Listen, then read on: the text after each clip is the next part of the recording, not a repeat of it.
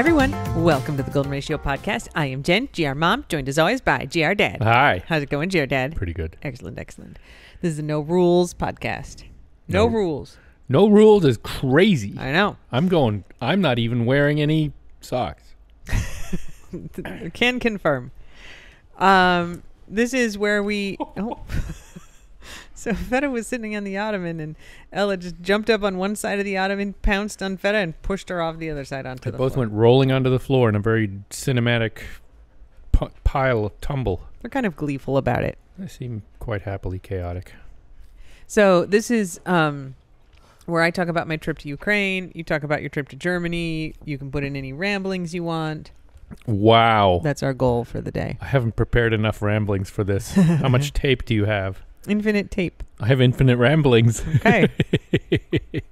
I usually just am cut off by the moderator. I do have notes, in addition to Germany and Ukraine, for me to talk about the Westminster Dog Show, which I went to this weekend, and also martinis, which you had things to say about yesterday. This will never end. This podcast, just leave it on, folks. We have just 1 hour till I have to go to class. Just leave it on. We'll never get done in 1 hour. Well, then it'll be a multi-parter. Whoa, those are the best. All right. Cliffhanger. Do you want to do Germany first, or should I do Ukraine first? I'm going to do Germany first just because I feel like if I follow Ukraine, it'll be like, boring. Okay. I already feel a little inadequate about the whole thing. You need to tell us about the chinchillas. Oh, yeah. I was in Germany just to visit family, so it was, not as much of a holiday, but a family visit. It was a family visit to the family, yes. Indeed. Which is different and has different rules and different vibe. But I did visit my brother, who's 3 years younger than me, and lives in Saarbrücken, which is right near the French border. Thank you. Ella, we're working here. Put the bark collar on her. Yeah. Put something in her mouth. Put something in your mouth. Oh, she's putting Feta in her mouth. Yep. Fair enough. So I visited my brother for a couple days. He is a veterinarian. Yep. Coincidentally. He now works in the, I guess, sort of animal control department of the state government there. And he, he checks farms for infectious diseases. He is also in charge of taking away dogs if the cops call and say, here's a dog that we just arrested the owner, can't take care of him, et cetera, et cetera. He does that. He's sometimes on call for stuff like that. And he just generally works on, but it's also like livestock certification and immunizations and things. So he and his partner were called to a house. I think it maybe just his partner was called to a house once that had 200 chinchillas. Yep. In cages being held unfairly, and a dead guy. Mainly the dead guy was the first reason the police responded. Yep. He'd been dead for a few days, and all his chinchillas were hanging around, and had nowhere to go because they were in cages.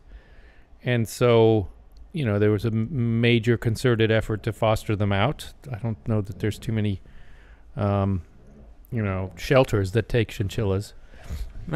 So my brother and his partner took 2 of them into their house, and they have transformed one of their guest bedrooms into a chinchilla paradise.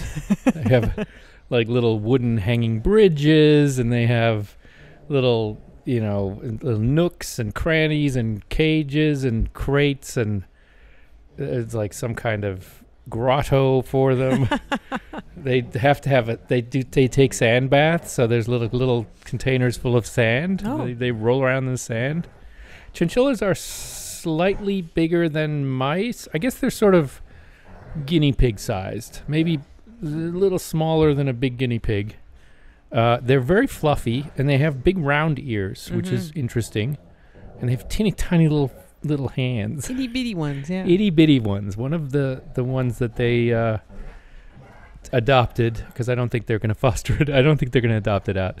has only 9 little fingers, so she named him Frodo from Lord of the Rings, which is, that's a little joke.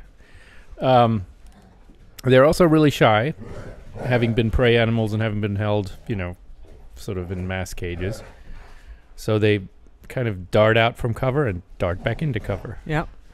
I think they're probably less afraid of her than they are of me. But when I was sitting there, they would just like run out, run over my leg, and run into the next crevice. They're very cute. But there you go, chinchillas. I'm sorry, what's their Instagram? Oh, of course they're on Instagram. They're called Dinupsies, which of course for Americans looks like Dinupsies. Spell it. DIENUPSIES dot whatever. Or no, at Dinupsies. On Instagram. I'll put it in the show notes. Yeah, so that you can watch their daily highlights. Yep. Because they are photographable by Anke. I didn't see that much of them. So they're like cousins of the squad. They are like cousins of the squad. Exactly. If you want a daily dose of wholesomeness with a little dark humor, she does a lot of jokes about burying bodies and stuff. Oh. It's okay. It's in German though. So. It's both. It's both German and English. Has a little music sometimes. Okay. She's doing a good job. Dinupsies. Dinupsies. Okay. Nupsi apparently is a word in the Saarland that you say like thingamajig. Give me das Nupsi. If you can't think of a word, you say Nupsi. Yeah, I like it. Instead of I would have said Dingsbums the way I grew up. You say thingamabob Dingsbums. But anyway, they have chinchillas. They also have a very nice dog named Ginny, and so I spent some time there. Had a lot of beer. Introduced my brother to Underberg. Nice. He was pleased. Good. He likes the little bottles. He's like, oh, this is like from old people. I was like, yeah. But now I'm making it mine. I'm claiming it, and maybe I'm becoming an old people too. Yeah. We saw my nephews and niece, and generally hung out. He gave me a little tour of Saarbrücken. Seems like a nice little city. It's about a couple 100,000 people. Got a university.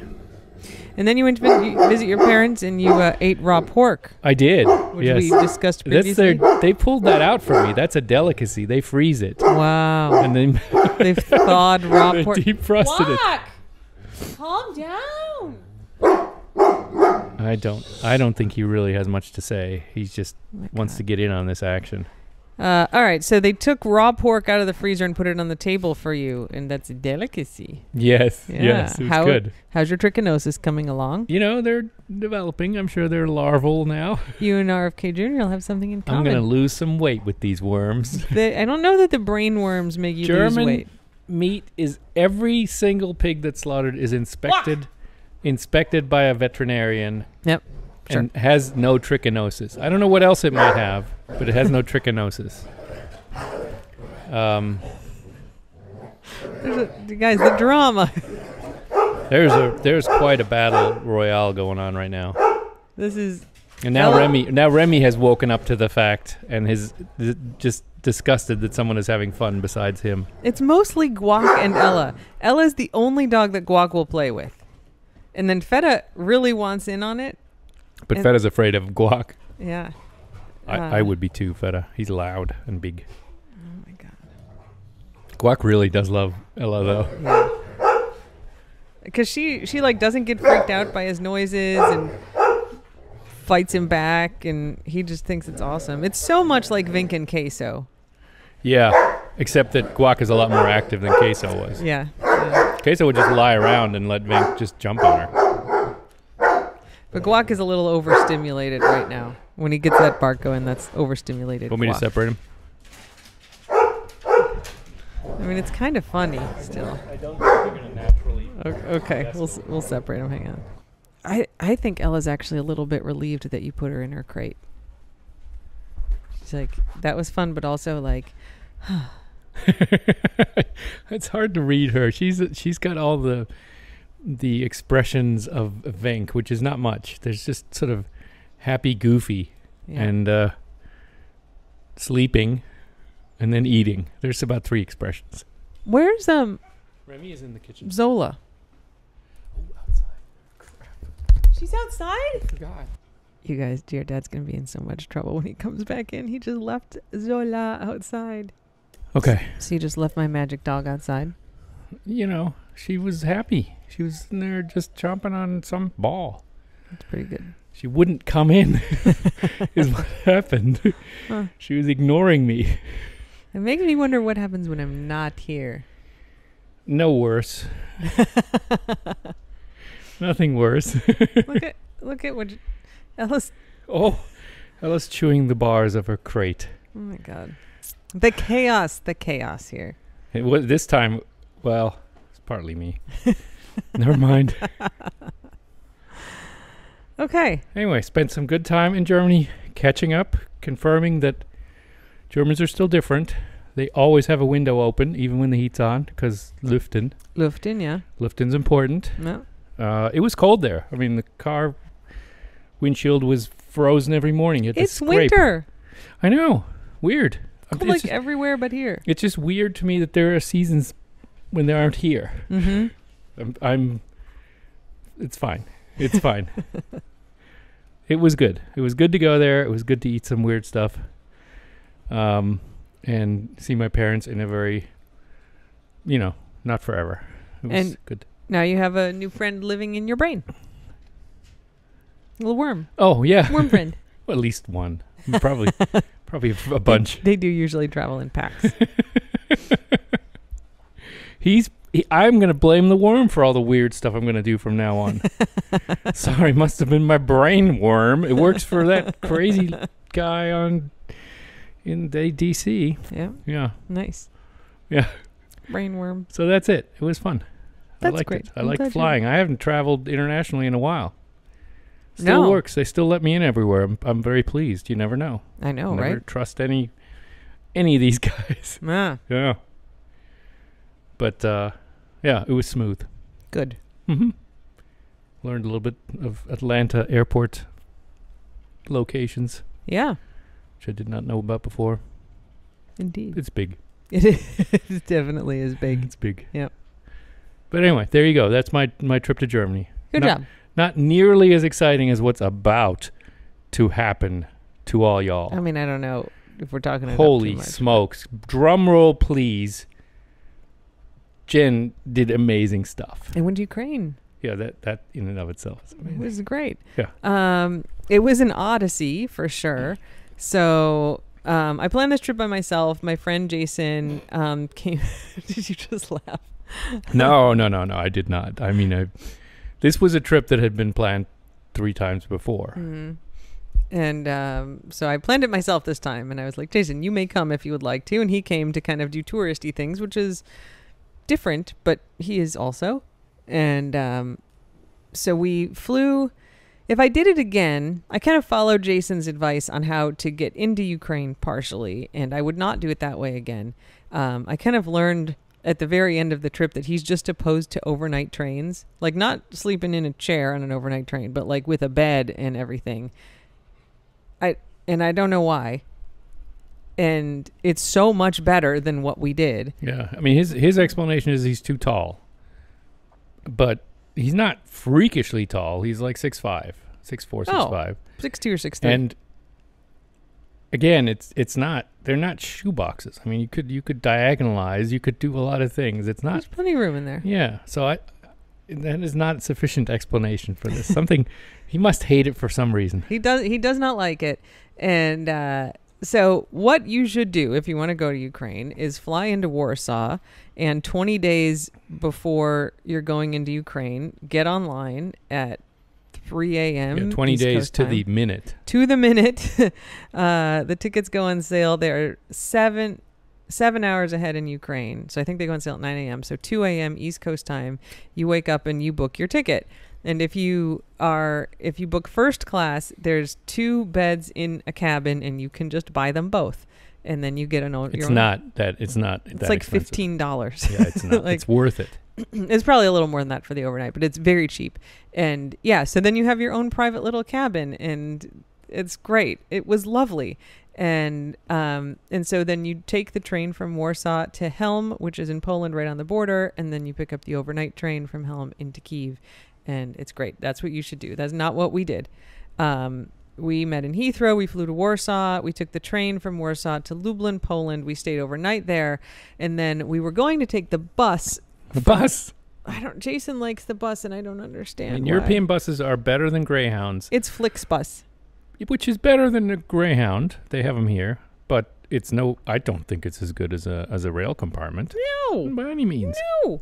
I know. And we had to get up at like 3 a.m. to catch the bus. And so we're like in Lublin on like Saturday night. And I was like, we could just hire a driver. It's an 8-hour drive. I mean, it'll cost us some money. It'll cost like a plane ticket would cost. But like there are car services that'll do this. And so I did it.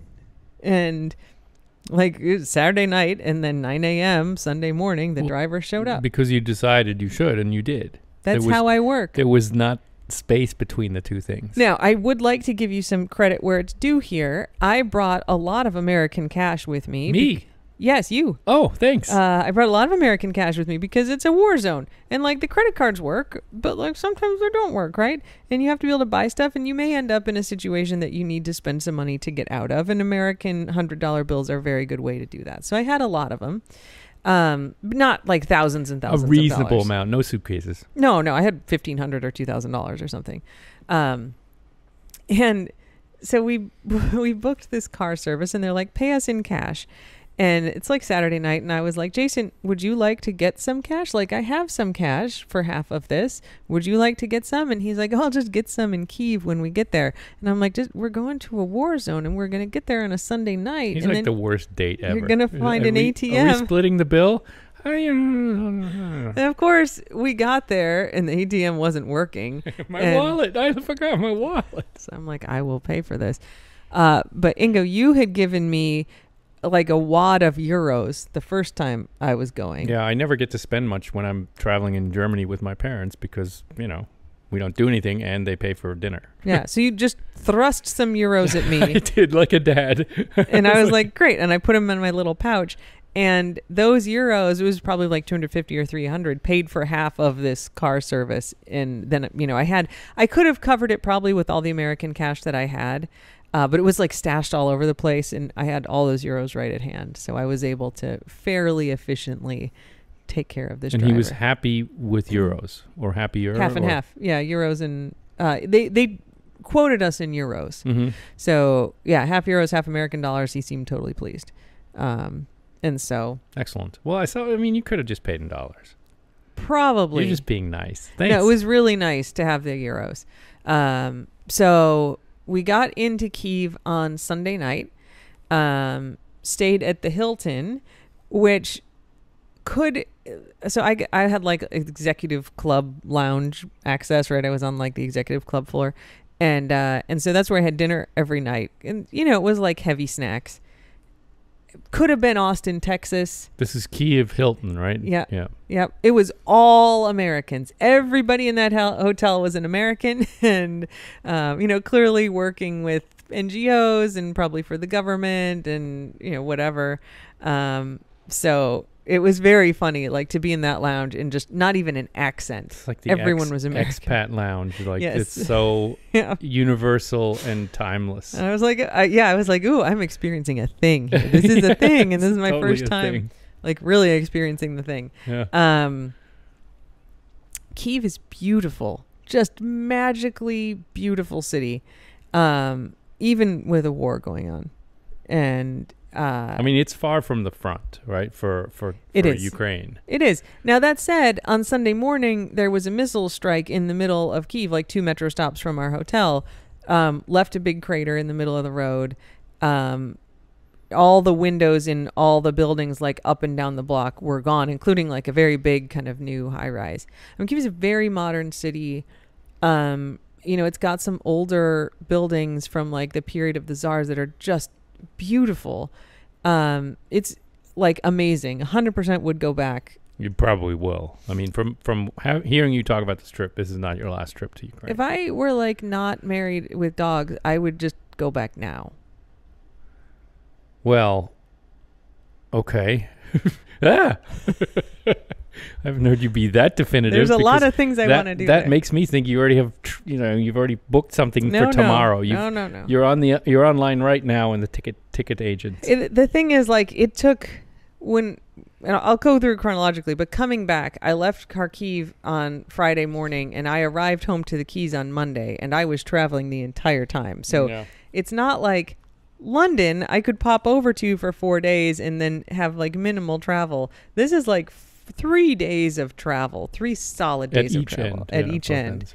I mean, even if I did it tight, like you'd still have to leave here, fly overnight, London to Warsaw, train overnight into Kyiv, and, an extra day on the way out. So I'll have some notice. Yes. I mean, it's a longer trip and a process. You did offer to have me come along. Yes. You asked me. I mean, it wasn't like, Ingo, you can't come. This is my thing. My secret trip. No, you were like, you want to come, and I was like, I think I'd rather stick around here with the dogs. It's not my thing, and whatever. Yeah. So Kyiv was beautiful. We got in at night, so we didn't really go out Sunday night. Air raid sirens did start going off on Sunday night. Usually there are not explosions when the air raid sirens go off. They go off all the time. A thing that surprised me, so on Monday we went out to where the missile strike had been, so I could take pictures, and like I had seen pictures from like some journalists who were like clearly based in Kyiv, and I would have done this if I had been there when it happened, that were out there that night, right? Like while the firefighters were doing stuff and everything. And there's like a crater in the middle of the road where the missile struck. When I got out there Monday, crater gone. Like it was fixed. All the like broken glass from like a block worth of buildings was cleaned up. The metro, it hit in front of a metro station, right? So one side of the street was a metro station. The other was like apartments and an office building.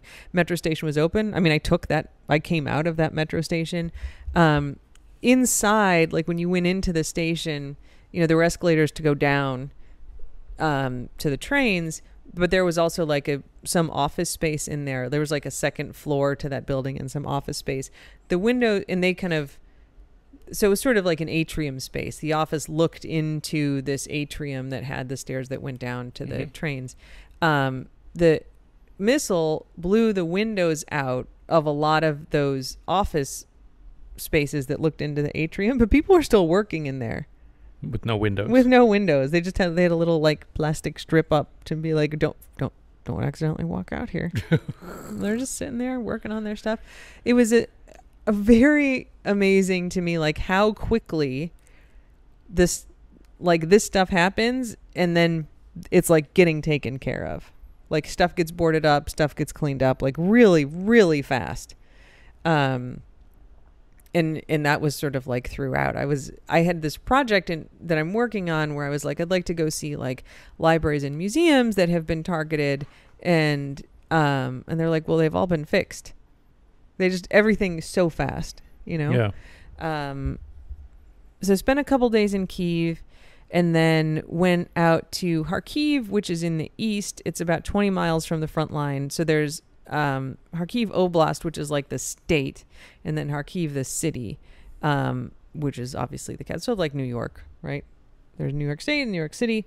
Kharkiv's the second biggest city in Ukraine, and it's very, very close to the front line. And the Russians were in the city proper in 2022 at the beginning of the invasion, and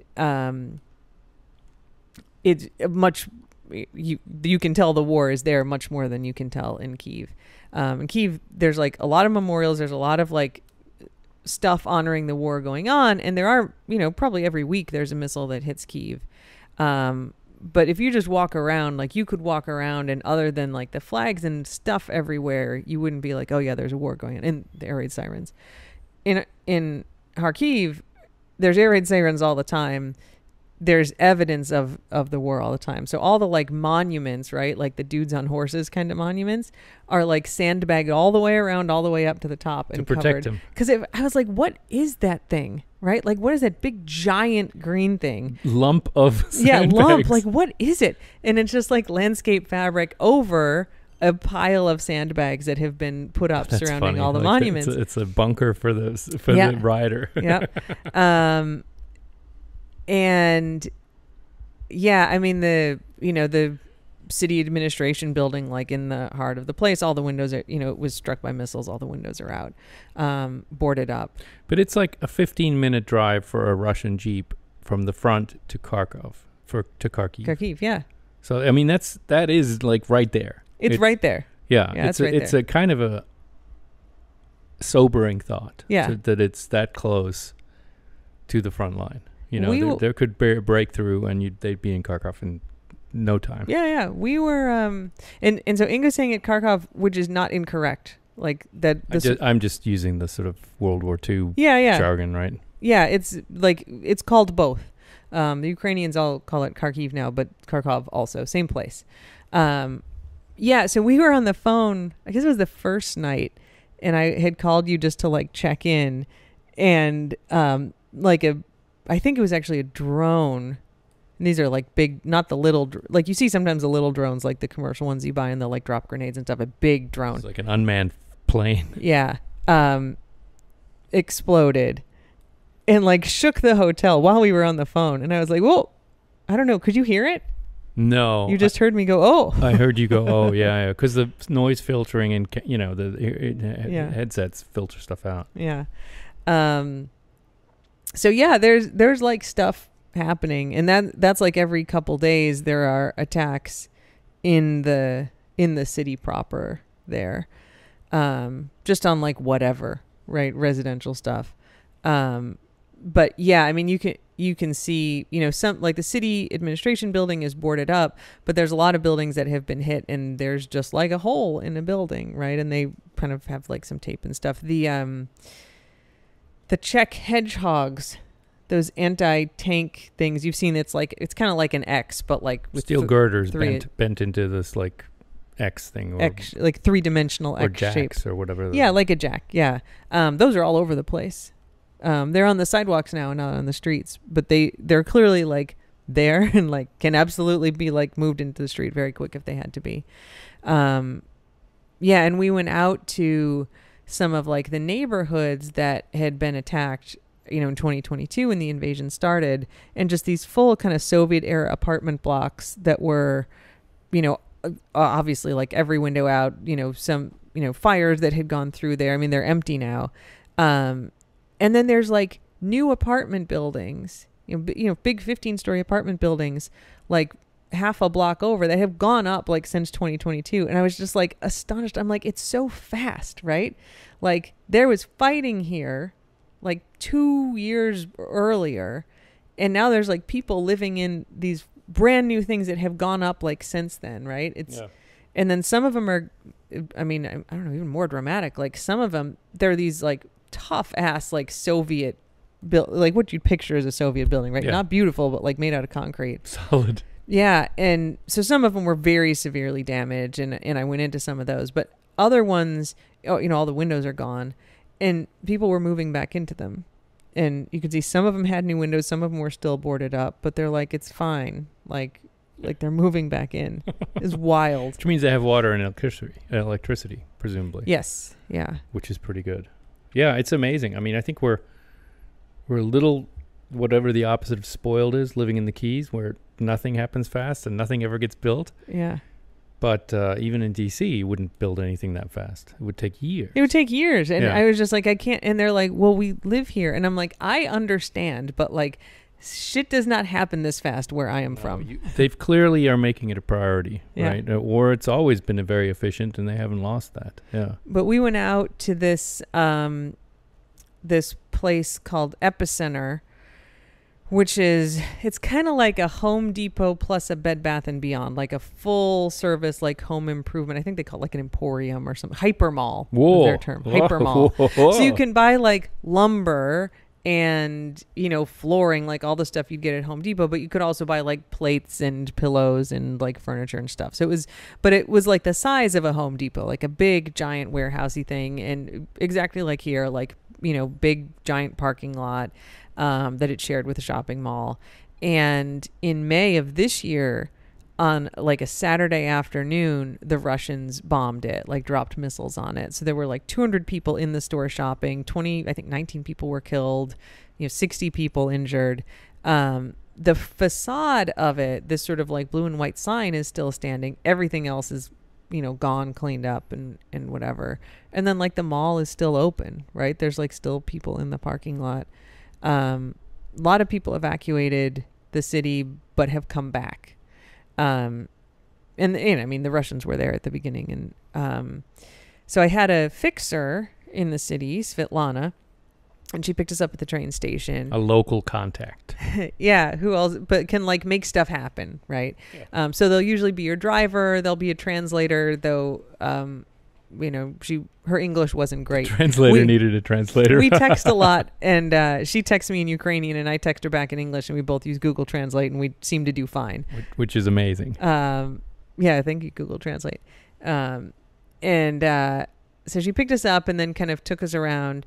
And she was like, I volunteer with this group. Do you want to see where I volunteer? And Jason was like, there as a tourist. And he was like, I guess I'll come. And I was like, I want nothing more than to see where you volunteer. Let's hang out. So she kind of walked us around, and we went through this building that had been an art gallery. So sort of picture this like atrium space, 2 stories high, kind of domed glass ceiling on it.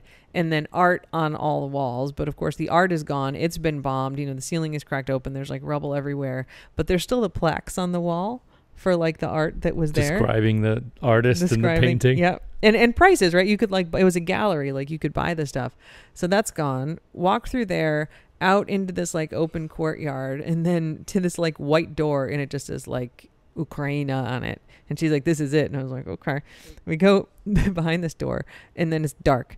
And then there's just like a set of like concrete stairs, and we go down and through this door, and she's like, here it is. And it's like a parking garage, like no cars in it. And they've taken like a quarter of this floor of the parking garage and turned it into this space where they make camouflage nets so these are like the big giant nets that you see like draped over tanks, or like if there's a, bunkers or foxholes or like places that they've set up like over the top so you can't see them from the air. They're camouflaged. So they make these nets there. And what they basically have are these frames that are like, they're just made out of 2x4s. They're like 6 feet high. They're like 12 feet long. And they've got this like plastic net on them, kind of like a fishing net, or like a big version of like the net bags that like you'd buy oranges in, right? A plastic net like that. And then they have landscape fabric, and they cut it into these big long like 5-foot strips and kind of knot it through one space. And then she's like, would you like to see how to do this? And I was like, I 100% like want to do this. And so you kind of like take it like 3 holes over, and then like tuck it through, and you change the direction, like zigzag it someplace else until like you run out, and then you knot it on there, and then you do the other end. And they do this 7 hours a day, every day, 0 days off for the last 2 years. Volunteers. Yep. Yeah, probably 12, probably a dozen people in there. Every single day, all day. That's what they do. And then they send them out to the front line, and they get used. They use them up. And the ones that we were leaving were mostly white. Like there were some brown bits and some green bits, but it was mostly white. And I was like, is that for the snow? And everybody I show the pictures to are like, is that for the snow? And no, it is. They put them in the mud and they drag them around, and so then they're the same color as the ground where they're setting it up. Not in Kharkiv. Right. Yeah. So if you're in a place with different colored dirt, you get to make your nets match the dirt. There was a dog. Yes, and I don't remember the dog's name. My fixer, Svetlana, also had a dog whose name is Timber.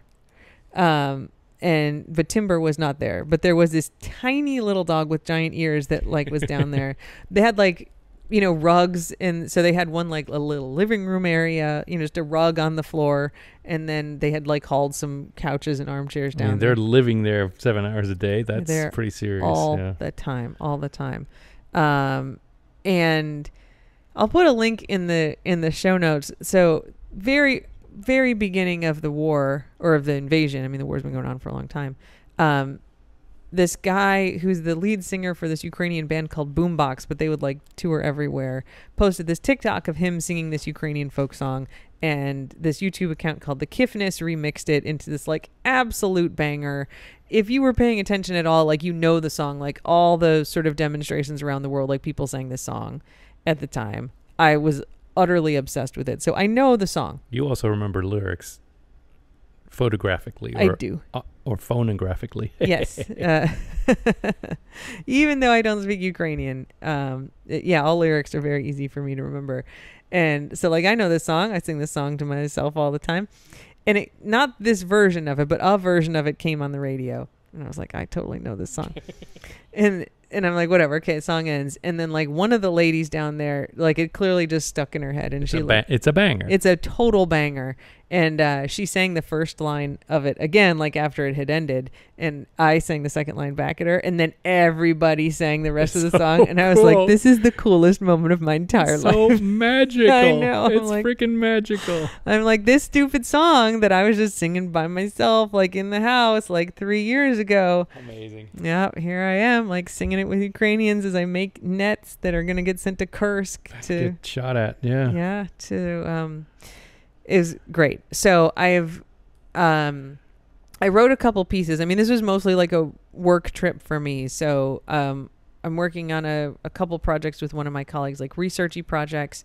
And then I also did some journalistic stuff. So if you look at my Instagram, my photojournalism Instagram, which is jagged_photo, you can see a lot of the pictures and some videos. I wrote a piece for Defector that's published already. It's a good website, by the way, or good... Defector's great. It's like politics. It's the people who were at Gawker, so it's politics and sports. They also do Normal Gossip. I was going to say they have also overlap with that. Yeah. Yeah. So I'll link to the Defector piece in the show notes, and then I've got a piece on the camouflage net volunteer people that I'm gonna pitch, hopefully this week, and get it published. But not that everything isn't also screwed up here, but if you would like to give some money to the people making the camouflage nets for the Ukrainian soldiers at the front, they would love it, and they are working very hard. And I tried asking, like, is the USAID funding going to affect you? And I got this very Ukrainian answer, which was like, everything will work out. Because everybody there is, like, so focused. When we got picked up at the train station, Svetlana brought one of her friends with who just spoke better English. And she's like, yeah, my husband is at Zaporizhzhia. This is where the nuclear plant is. There's a lot of active fighting there. She's like, his son is there. My brother's there. She says, all the men in my life are there. And it's unfortunate. But we only believe in victory. We only believe in our victory. And every single person was like that. And I was there, like, during inauguration. And I thought maybe, I'll talk to people about what they think about, okay, Biden's going out, Trump's coming in. Nobody gave a fuck. Like, all they're like is, we're going to beat the Russians. Like, we're here, like, fuck them. Like, we're defeating the Russians. We'll take whatever we get. Like, it's not that they don't understand that, like, external support obviously matters, but they are fully invested in this one thing, right? Which is, like, we are absolutely, and it's so obvious and so different from here, like, fully unified across the entire length of the country, which I traveled. We're going to beat the Russians. We're going to get them out of here. We're going to win. And then they can't be distracted from that. Right. Yeah. They're going to make it work. Yeah. That said, I'm sure the cut in USAID funding is going to impact these people, and, either directly or indirectly, because there's a ton of international aid coming into Kharkiv. Because, like, people aren't, it's a big university town. The universities obviously aren't open. They're doing, like, some online learning, but there's, like, bombs all the time. And so, people aren't working to the same, nearly as much as they were before. So that aid all matters. So if you would like to donate to these people that I visited who are doing, like, really amazing work in support of the Ukrainian war effort, you can donate to them directly, and I'll put a link in the notes, and I'll also, like, tweet it out, a link to their, like, little fundraising thing. They're on Instagram, and you can see the dog and the nets and all the stuff, and they've got links there. I'll tweet them out. Or if you, like, don't feel comfortable, like, just sending stuff to, like, random Ukraine stuff, you can send it to us. You can PayPal to the Golden Ratio, and we'll put together a little chunk and send it over to them. Yeah. But they're doing great work. Slava Ukraini. Yeah, it makes me not like the Russians much more. Yes. To hear, just to be sort of put in the place of these are people trying to live their lives, and the Russians are trying to just destroy everything. Yeah. In these like, like we went to Bratislava once, right? Mm-hmm. And like, I did not love it. It was very kind of Eastern blocky, and I'm sure it's a lovely place. Like, I know people from there, they really love it, but I was like, I wouldn't want to come back here, but Kharkiv was just like astonishingly beautiful. Like Kyiv, but also Kharkiv. Like we went through their Central Park, and it was like empty because it got bombed over and over and over again, and they've just repaired everything, and it's beautiful. There's like beach volleyball courts, and it's perfect, right? It's pristine, like no evidence of the war there at this point. Beach volleyball courts and soccer fields and just like all this whole sports complex, basketball courts and tennis courts. And then there's like duck ponds and, like these big wide promenades with like benches along the side and like these lamps across the top. There's like an amusement park. There's a big Ferris wheel and like little rides and cafes. And it's just amazing. And I was like, I would come here all the time because there's like a zillion things to do. And like you clearly can just like hang out and like have a little snack. And it's like beautiful. And the whole city was kind of like that. It's not this, there's some Soviet architecture there, but like really beautiful examples of it. It's not this kind of like cold administrative, like soulless stuff that you see. And it's mixed with a lot of this like Tsarist era stuff, which is like very brightly colored, right? It's all the like pastels and, intricate designs. It's just amazing. I would totally go back. Like, I would go back anyway, like now, but I would absolutely be like a place I would visit after the war. Yeah. You could like fly to it, right? That There's an amazing. airport there. Yeah. And there's no commercial flights. There's no flights of, other than military. I think there was a lot now. of fighting around the airport, actually. There was, Kharkiv, yeah. Right? Yeah. But yeah, you can't fly to Ukraine now. And if you look at like the flight radar maps, it's just like this weird black hole. It's the biggest country in Europe. Because the Russians will shoot you down. You absolutely will get shot down if you fly there now. Yeah. But yeah, after the war, fly there. It's just incredible. And Svetlana, I was like, did you evacuate? And she's like, no. She had a 15-year-old son. I guess he's 18 now, but 15. And she sent him to Germany like with a friend, just by him, but she stayed, and she's like, the Russians came in. So there was like a full siege of the city. There's no food coming in. There's no medicine coming in. Everybody is like sheltering in the metro stations underground. She's like, we had to stay dressed all the time because we didn't know where we were going to have to go. It's February, March. So there's like, it's cold. It's the same kind of climate as Chicago. Real cold. Cold. Yeah. I mean, it's not like 8 in March, but yeah, very cold. And no heat, no power, like no water, no food coming in. Right. And just like a long time, like that kind of desperation there. And she's like, I didn't leave because like people needed to be taken care of. And this group that's making the camouflage nets now, they were doing like food deliveries before. So they would there were these sort of like 1 week packages, and I know USAID sent some of these, where it's sort of like food for either one person or one family for a week in these like big boxes, and they were the ones who would go distribute those to people and bring them around. And, I mean, it's just amazing that, it's my first time working in conflict spaces, and to see like, there's versions of this that we see, and they're not misleading, but it's like such a narrow slice of like what the picture is. And then to see like, here's people like who were living here, and like still are living here. And, there wasn't like a noticeable lack of men in the cities, but there's a lot of men off fighting.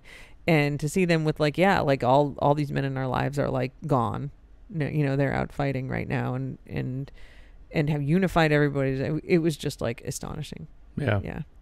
I was very glad to get home, but You immediately wanted to go back. Yeah. I mean, That's it was such this contrast of like, it was so beautiful, which I was not expecting. I was kind of expecting it to be, like you see the pictures of like the squares in Kyiv, right, which are like very lovely, but then I thought it would be kind of soulless outside of that. Absolutely not. Like everything was amazing, and the food was so good, and like you go into these Ukrainian restaurants or like Georgian restaurants, right, which are also out, they're right next to each other, and it smells so different than like any restaurant here. It's this very, very kind of like smoky, deep, earthy smell, and the food is just amazing. And yeah, would absolutely, can't wait to go back. Maybe I'll go next time since it seems like it's so awesome. It's so nice. So awesome. Yeah. So yeah, it was great. And I was pleased that you had a travel buddy for most of it. So that made me feel better, although it sounds like I didn't have to worry too much about, like, it's not like it's unsafe. I felt profoundly safe the whole time. So like after the after the explosion, the drone exploded, when we were on the phone, I was like, I'm going to go out and see if I can see what's going on and take some pictures. And I went out by myself. It was probably 10 or 11 p.m. and I didn't feel unsafe a single time, like walking around by myself in the middle of the night, which I did. I mean, there's curfews in the cities, right? So like curfew in Kharkiv is at 11. I think I was out after curfew, but I have a press pass, so I could be. Curfew in Kyiv was midnight, but I was out until like 11:50 on some nights. No, I felt safer there than in most American cities when I'm walking around at night like that. In the train station, like everything felt fine. I'm glad that Jason was there, because I didn't know if he was going to come, like literally until he showed up in London, and I was intimidated, right? I knew I would manage, but I was intimidated to do it myself, and so it was a little relief of that. But I would have no hesitation going by myself and feeling totally fine with it. It was all very easy, like very modern. Like you book the train tickets on an app, and the technology infrastructure is really good. Internet works great. Apple Pay works everywhere. It's very, very modern, like European modern, like being anywhere else in Europe. Yeah. That's great. Amazing. Yeah. I'm glad you were back. I'm glad I'm back too. Yep. I went to Westminster last weekend, yes. which is in New York. It sounds like it's in England. There is a Westminster up there too. They have an abbey. Yeah. But this was Westminster, New York, which I also didn't know was a thing. I thought it was in Manhattan. I thought the dog show was in Manhattan. It is in Manhattan. Westminster's in Manhattan? The Westminster Kennel Club dog show. Oh, all right. Yes, it was at the Javits Center, but like the fancy nights are at MSG. Madison Square Garden. Yeah. Yes. I would have thought those were the same thing these days. Javits Center? Where's the Javits Center? It's that's where the Hockeys play, right? The Hockeys are in Madison Square Garden. The Javits Center is like the convention center. Oh. It's down. It's where you pick up your packet for the New York Marathon. It's kind of down on the waterfront. Sorry, I haven't run that either yet, Jen. It's a few blocks away, Ingo. It's a few blocks away. Yeah, so I'm working on a follow-up to The Purest Bond. It's called, working title is Better Natures, and it's a book about the emotional lives of dogs. And I'm working with a new co-author, Dan, who's great. Dan and I met in London when I was there in January. He lives in New York, though. And he's like, we should go to Westminster. And I was like, we totally should. And he got us press passes. And so we went on Saturday. You saw show dogs. It was agility and flyball day, though. You saw skilled, talented show dogs. Best day, I think. It was so good.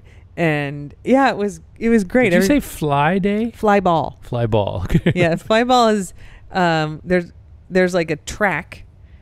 I don't know. It's 50 feet long, maybe.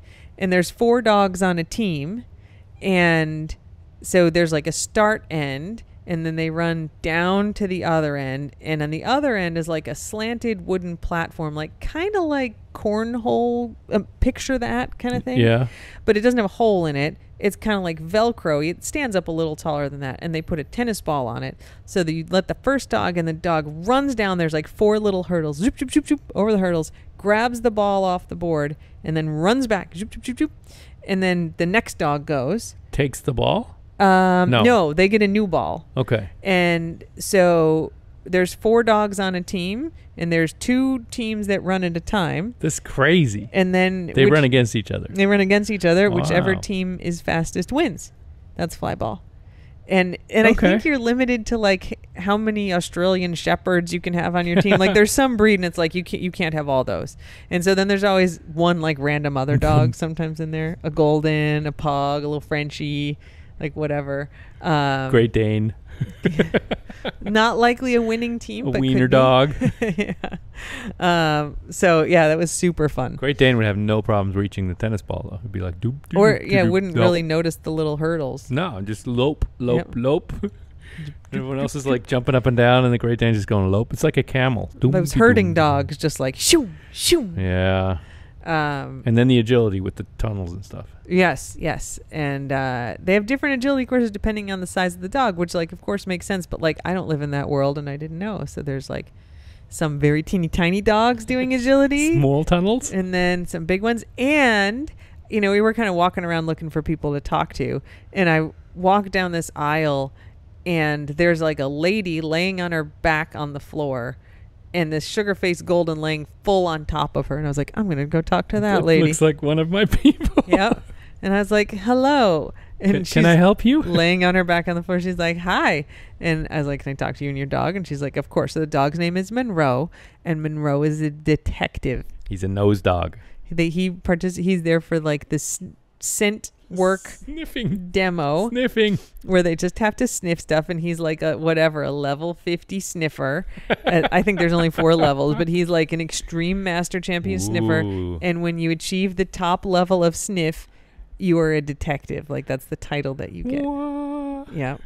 She's like, he's the first golden retriever and one of only 7 golden retrievers that's like a this and a this and a this, and there are all these very fancy titles, and I don't know what they mean, but he's an excellent dog, and he's also beautiful, and he has a big white sugar face, and I got to watch him do his demo, and he like apparently put his foot on the right boxes. Sniffed the right thing. There's like a whole bunch of like little boxes laying around, and he'd sniff, sniff, sniff, and then he'd put his paw on one, and then everyone seemed very excited that it was the right one. So How do they know? I mean, I could not tell.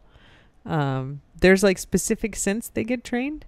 There's like birch, anise, I don't know, 2 other like woody kind of ones. Myrrh. It could have been fucking myrrh. I don't think it was, but it was like that. I was like, why these 4 random things? Frankincense. They all kind of sound the same. I don't know. Now I gotta look it up. Because they're uncommon scents, or why are they trained on that? Don't know.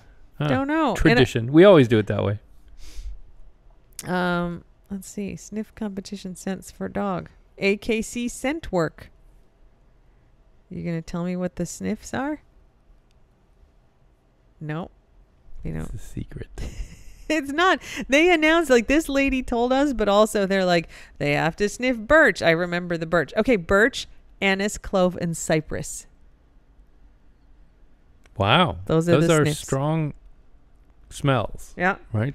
So they yeah. So they have essential oils of those things, and then they put it on a Q-tip, and then they hide the Q-tip. So it could just be in the box, but sometimes the Q-tip's in a tube in like a storage container full of water. Wow. Yep.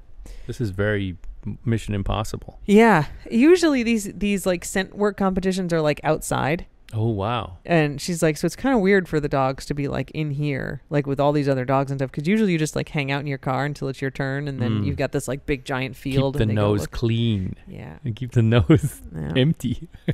So anyway, that was cool. Monroe, he was a Sounds cool. detective. Yeah. Monroe the detective.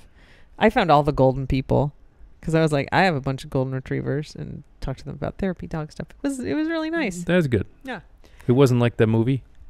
Dan was really hoping it would be like Best in Show, and everybody would be like super weird. They were all, I mean, they were weird in the way that like we are weird about our dogs, which is just like we have a lot and we really love them. Yeah. But they weren't weird like Best in Show people. They were all so friendly and nice and talkative good. and like social, and yeah. That's great. That's great. So it was a good time. Of course, now, yeah, that is the the day that they don't have all the pretty dogs, right? You said these dogs weren't like perfectly Yes. pedicured or No, whatever. there's no grooming required for this. A couple of the ones we met also did like best in breed show competition kind of stuff. But no, there's no like coiffing for this. No bows. Very few bows. Just to get the hair out of the eyes. It's funny, the flyball Sports bows. teams all did have matching t-shirts though. Oh, well, that's like they'd cool. have like team t-shirts. That's just cool. Yeah. There was a team from Baltimore called the Scallywags flyball team. It's Pretty a good. Great name. Pretty good. Yeah. Yeah. No, they all had. Dan was like, "Oh my God, look at all their t-shirts. They had like tie-dye t-shirts." He's like, "I kind of want some of their merch." And I was like, "Dan, you have to be on the team to get the merch." To be a dog. But yeah, it was really fun. That's cool. Highly recommend. Nice. And A lot easier to get to New York than to Ukraine. Ukraine, yes. Yes. So it was good. Okay, we have 9 minutes left. So if you would like to go on your martini rant, you can, but not necessarily. We could just call it. You could rant about something else. You would ramble. No, I'm going to forget if I don't ramble about it now. Martinis. I'm already less excited about it. Somebody on one of the social medias was talking about her perfect recipe for a martini, and it's basically vodka, and ice, and she shook it up, and then she twisted a lemon peel onto it, right, with a twist. But you're just drinking cold vodka. Yeah, that's weird. That's not a drink. That's like the Russians do that. It's a very dry martini. It's not. You've lost all meaning. It's just vodka. You're like, why don't they just call it cold vodka? To call it a martini is so weirdly misleading to me. What's the minimum amount of vermouth that has to be in it for you to count it a martini? I mean, a shot or something. Oh, that's not the normal ratio. Something you taste. She didn't try to do vermouth. No, people like it without. But that's just vodka. It's diluted. Drink with ice. It's diluted with ice. Yeah, I mean that's always what it's diluted with. But why don't you just say I'm going to have a vodka on the rocks? That's it's a in martini. a cool glass and it gets a garnish. It's so weird. What other drink would be like that? It'd be like that's so. I mean, yeah, it'd be like having a Coke with ice in it and calling it a thunderclap or something. I'm going to have a thunderclap. It's just a Coca-Cola with ice. Aren't you just drinking Coke? No, it's a thunderclap because I put it on ice and I put a twist of lemon on it. I'd like everybody to just like start sending Dear Dad pictures of their Coke with ice and being like, "Dear Dad, I had a thunderclap today." At least like the Cuba Libre is rum and Coke. Right, that's two ingredients. Yeah. That's a mixed drink. Martini is not a mixed drink. And the drink is vodka or gin, but you don't mix the vodka and the gin. No, that's something else. So then, I mean, look, I guess the classic martini has a taste of vermouth. Yeah. And like a shot is too much, but they missed the glass or whatever. Yep. That has changed from vodka or gin into something else. I fully grant that. But if you leave that out, you can't still call it a martini. And you can't take everything out of Manhattan except the bourbon and then still call it a Manhattan. And when you brought this up the first time, I was like, there was a phase in the noughties that everything in a martini glass was called a martini. So there'd be like a chocolate martini and it'd be like Godiva chocolate liqueur and like Kahlua and like cream shaken up and put in a martini glass. Like, does that count as a martini? It's mixed. It's at least mixed, right? If you just put Kahlua in a martini glass, you can't call it a martini. Then it's just Kahlua. You've made Kahlua. So your opposition is the one ingredient. Yes, problem. You can't have no other ingredients and then call it something else. Okay. You can't just put it into a different size glass and then it magically transformed into something else, right? Okay. If I it bothers me. I can tell. We've lost all meaning. Where are the standards? Oh my God. It used to have meaning. Martinis. Now it's nothing. Now you it's don't just even like martinis. anything in a martini glass. Am I going to pour water in there and be like, that's my martini? Yeah, it's a virgin martini. Oh, you just made it worse. You've made it worse. People would call it that, and it would irritate me. Yep. Virgin martini, it's water. You've made water. Congratulations. We put it on ice. That's also water. So anyway, so martinis. I don't understand it. I'm baffled, puzzled, and slightly irritated. Okay. No one. Why is no one talking To about be clear, this? extremely dry martinis with no vermouth. Because a proper Yeah. martini does have vermouth. I mean, yeah, and no olives, no nothing. Now, what if it were just vodka and then you put an olive in it? I mean, that's closer to a martini, but it's still kind of it's just vodka with an olive.